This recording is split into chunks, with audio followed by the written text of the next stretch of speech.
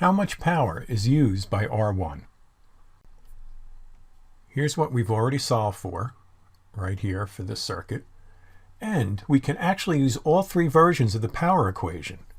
But first, here's a caveat. Ensure that the voltage drop used is the voltage drop across the resistor, across R1, not this voltage here. The voltage right over here, which is V1, which is 3.75 volts.